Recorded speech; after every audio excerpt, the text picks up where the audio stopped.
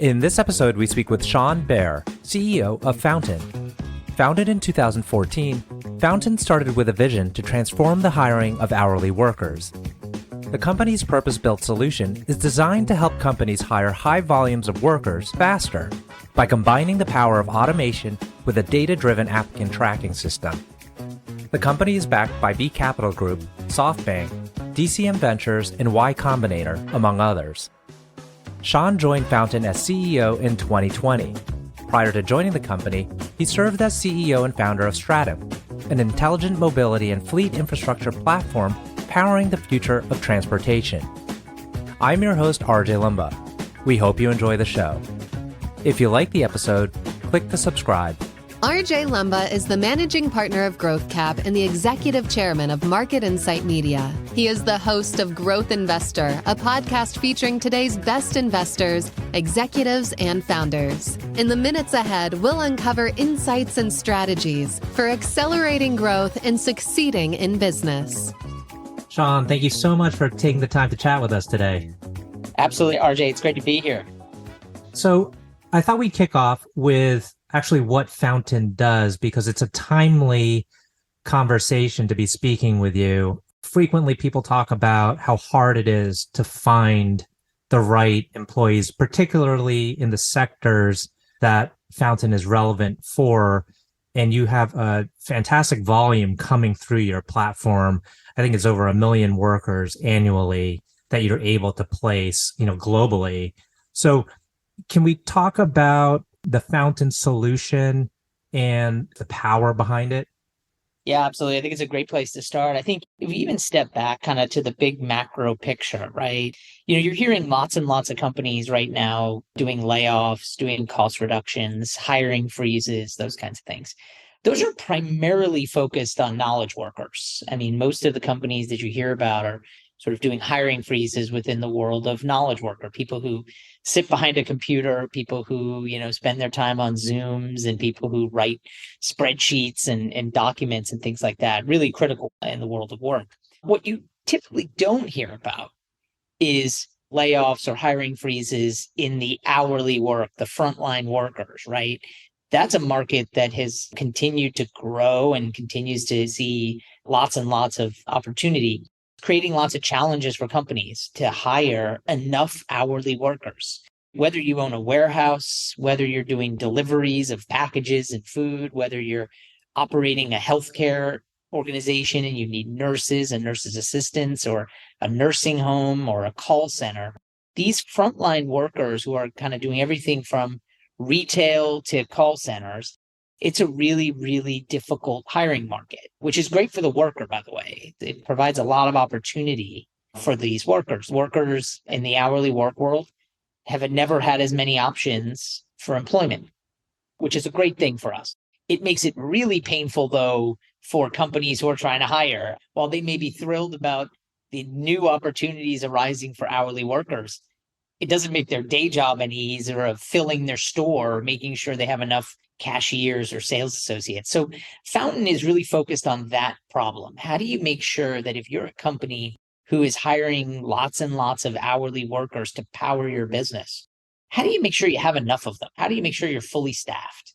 And our software does just an incredible job for our customers. And we have hundreds of customers around the world of helping them get fully staffed in their stores, in their warehouses, in their call centers, in their delivery networks. And when you do that, it makes a massive impact for the business. They go from paying overtime and being late and having people overworking themselves to, all right, our business is operating really well. And so that's Fountain's mission. We're out to open opportunities for the global workforce and help organizations that need these hourly frontline workers. Those are the people we're focused on. It's super interesting because 10 years ago, or even 20 years ago, as technology and the internet was coming about or really starting to boom, people thought, frontline workers, the lower skilled or more commonly skilled workers, those are going to be the ones who are displaced. But in fact, it's the opposite. It's like we need this line of workers, and the pain is particularly acute, say for restaurants or for a landscaping company, or I can rattle off other areas. But frequently, and I've seen this, like you go to a restaurant and they can't seat the tables because there's no waiters, there's no servers. How are you able to find those people? And where did those other people go that left these jobs? I mean, are they working for Uber and DoorDash? Yeah, it's a really astute point, RJ. Like, I think we had all thought, oh, the internet and the power of technology is going to replace these hourly frontline workers. And I think that actually, yeah, to your point, the opposite has happened.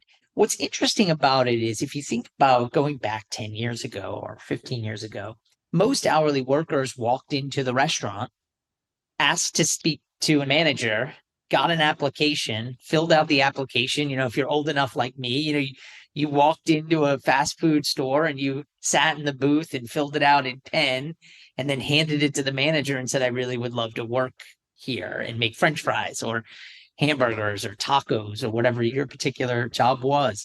Those days are gone. What's interesting about it is that worker who used to walk into that fast food restaurant now has a phone, smartphone. They're online looking for jobs way before they walk into the fast food restaurant. They've also got apps like Uber and DoorDash and Instacart, and they also have an Amazon warehouse down the block that's paying $15 an hour. And then they also have Target, and they've got Taco Bell and McDonald's. So it's all the traditional companies coupled with all of these new things and new ways that I can make money. That makes competition for that labor really, really challenging. I think if you think about the truths that have been true for a long time, it's companies always knew that hiring hourly workers is important, but they always felt like it was relatively easy. If somebody quits, we'll just replace them. It's easier to just replace them. The problem is it's not easy to replace them anymore. And so companies need to find new ways to attract them, new ways to retain them. And so it's kind of what's happening behind the scenes. Why is it so competitive? Hourly workers just have more options. And so you can't just count on them showing up at your front door. How Fountain typically solves this problem is we would tell you, regardless of whether you're working with Fountain, which obviously should be a shameless plug for Fountain, but moving quickly with the people you want is probably the best advice I could give to anyone who is trying to hire. And the reason is that in the world of knowledge work, you want to probably be slow and methodical in your hiring process. You want to take time. You're only hiring one person for this role. You want to take your time and find the perfect person. If you're hiring 10 workers for a warehouse shift and you find somebody who can work the shift hours you need, who lives relatively close to your location, who's over the age requirements you need, and has warehouse experience, you need to sprint. Mm-hmm. You need to sprint as fast as you can to hire that person, because I can promise you, your competitor is also going to sprint. Mm-hmm. And in these kinds of roles, whoever gets to those highly coveted workers first just has an unfair advantage, right? Mm-hmm. It kind of makes sense, right? If you are applying for 3 jobs or 5 jobs, and in some cases 10, if one person gets to you within that couple of hours, seems like they're legit, seems like it's a good place to work, if 4 days later you hear from another company, you're like, look, I'm already far down the path with company A. I'll keep you on hold. I'm not going to do anything with you, though, because I'm going to go work for A. So right. Kind of speed is the thing that really helps. And obviously, technology can bring a lot of value there, Fountain being one great example of that kind of technology and automation and speed. And with the speed of hiring, does Fountain also have a training module such that a company can say, like, okay, you're hired, like literally halfway through the conversation, they could say, you're hired. When can you start? And by the way, on Fountain, please complete the training modules. Correct. We view our job, our mission, right, to get somebody from, I might want to work for this company, to showing up for the first day of work.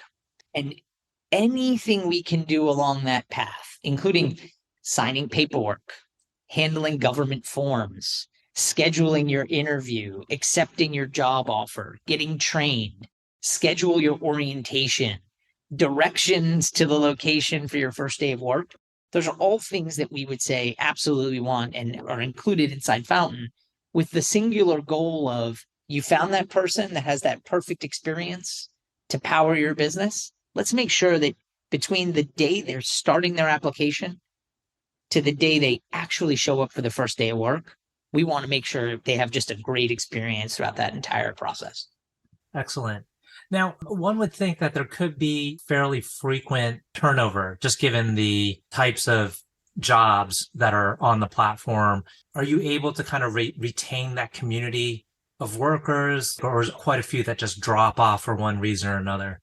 What's interesting here is, depending again on the industry, you have pretty high turnover. That's always been a core problem within the hourly work world. You and I probably had an hourly job at one point and didn't work there for 10 years, for instance. You probably worked there for a summer, or you worked there for a year while you're at school, or you worked there for a couple of years after school, or some version of that. Very similar for this population. They're going to turn over. They're going to find new opportunities. What we would tell our customers is take care of them during the application process, take care of them all the way through their first day, and then make sure they have a great experience at the job. That doesn't mean that they're probably going to work for you for 20 years. That's probably not realistic. But anything you can do in your value proposition to make sure that they're having a great experience from the very first moment they look at your website to all the way through the first day, through the first week, through the first month, everything you can do to provide a really great experience is going to prevent you from having to go out sooner and hire somebody else to do that same job. It's a really, really important part of this story. But yeah, more to come there. Yeah, I've got a lot of questions. I'm trying to fit them all in. One is that I did notice on your LinkedIn page, you list out the benefits of actually working at Fountain, the company itself. And it seems like it'd be a dream job for anyone to get all those benefits. And I know you're experienced in this area of corporate leadership. Tell us about your philosophy to hiring and to building an organization. It's a really great question. I've been very fortunate. I've helped build 4 companies. 3 have been successful, and including an IPO, and built them into very large organizations. And Fountain, I think, will be the biggest success story of the 4. Look, my philosophy has been pretty consistent, I think, right? Number one, I think you provide these great benefits, right? I think, all founders, including myself, enjoy lots and lots of great benefits. We're always trying to make sure that the employees we have are well rewarded, well compensated, and have a lot of equity within the company so that when we become successful, they see some of that success. What I typically don't subscribe to is sort of the fake morale boosting. Generally, throwing parties to try to get people to be happier about working for you. I think generally most employees are smart enough to see through that, and they see it for what it is. Of course, they'll probably take your free hors d'oeuvres and your free drinks and enjoy them. But I think you'd be fooling yourself to think that that is what builds a great organization. I think what builds great organizations is, one, succeeding, right? People come to join you in success. And so building a company that is winning, very similar to any team sport, right? You could be the best basketball player ever. If you're on a team that loses 75% of the games, you're not having any fun. And you could be a pretty good basketball player, maybe not even a starter, maybe you're on the bench. Your team starts winning, everything seems fun again. So making sure your company is strategically sound, succeeding in the game you're playing, that's number one. But that's not enough, because just winning doesn't do enough for a company like ours. The second thing that I think is really important is employees need to feel like they have a contribution to that winning. And frankly, a noteworthy contribution, not like a little contribution, a big contribution. If you can pair a winning team with employees who feel like they are contributing to that win, you will not have retention problems. You will not have unhappy employees. You will have people who are excited to be at work, love being at work. And frankly, it means that you have a certain kind of population of employees that are focused on, hey, I want to be at a company that's winning, And I want to have a part in that winning. I want to make a contribution to that winning, whether it be I'm on the HR team, or I'm on the finance team, or I'm a salesperson, or I'm an engineer, or I'm a marketing person. Doesn't really matter. But win as a team and have people feel like they're contributing are really, really powerful levers in building businesses. Fantastic. The podcast is premised on this growth aspect and growing companies. And we focus on the impact that investors have on the business. You know, you have some well-known investors. You have Softbank and you have B Capital. Can you tell us about some of the value that these investors have brought to the table aside from the financial capital? Yeah, it's a great question. So the reason why I love the podcast and I love talking about this is, like, I tell our team all the time, we're in the growth business. There are some companies that are not in the growth business, right? There are lots of older public companies that pay a dividend, and they're not in the growth business. They're in the profits business. We're in the growth business. Growth is the best coin in the realm for our Tolkien fans or our Game of Thrones fans that are listening. But growth is the best coin. Now, what's interesting about 2023 and frankly, the latter half of 2022, and I believe going forward for a period of time here, it's not growth at all costs. It's smart growth. It's sustainable growth, which I think is really healthy for most technology companies right now. Is you still have to grow. Growth is still the coin, but it needs to be sustainable growth. It needs to be something that you can do reliably, that you can do with the capital you have, and put yourself in a position to one day generate free cash flow for your investors, gross margin for your investors. I've been really fortunate. The investor base we have at Fountain, we've raised over $200 million for the company. Our investors, obviously, we love their capital. We deploy it really well to, again, build that sustainable growth. But they're also really, really astute leaders in their own right. They help us think through what are the next steps strategically. So that's kind of one half of it, is helping me think through, and the leadership team here think through, where do we want to go over the next 12, 24, 36 months, right? And how does that compare with other companies that might be doing similar things?